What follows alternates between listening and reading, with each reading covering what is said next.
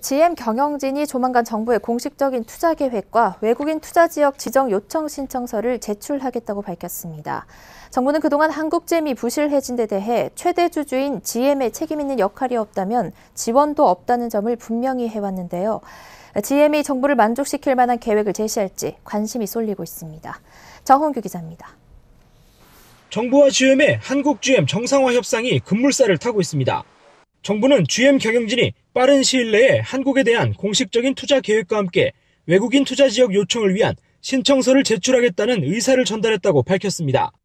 외투 지역으로 지정되면 사업에서 발생한 소득에 대해 최초 5년 동안 법인세 등이 100% 면제되고 이후 2년 동안은 50% 감면됩니다.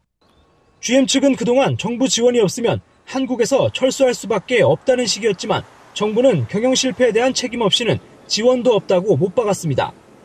특히 외투 지역 지정에 대해서는 이미 산업부가 신차 배정과 신규 투자 계획에 달렸다는 점을 지난달 밝혔습니다. 이런 가운데 GM 측이 공식적으로 지정 요청 계획을 밝힌 것은 신차 배정에 대한 결정이 이뤄졌다는 의미로 해석됩니다. 또 GM 측이 공언한 투자 계획과 함께 산업은행이 요구하는 차등 감자 결정이 나올지도 주목됩니다. 감자는 주주가 손실을 보고 자본 총액을 줄이는 것으로 구조 조정에서 경영 실패의 책임을 지는 대표적인 수단으로 꼽힙니다.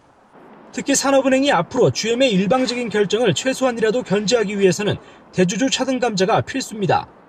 GM은 출자 전환을 통해 한국 GM의 재무 구조를 개선하고자 합니다. GM이 한국 GM에 내준 대출금 중 약 1조 5천억 원을 주식으로 바꿔 부채를 조정하는 방식입니다. 문제는 이 경우 GM은 특별한 손해 없이 한국 GM 지분율이 대폭 늘어나지만 이대 주주인 산업은행의 지분율은 약 17%에서 2% 밑으로 떨어져 영향력을 잃게 됩니다. 산업은행이 주총 특별결의 사항을 반대할 수 있는 최소 지분율 15%를 유지하려면 적어도 10대 1 수준의 대주주 차등 감자가 필요합니다. 서울경제TV 정원규입니다.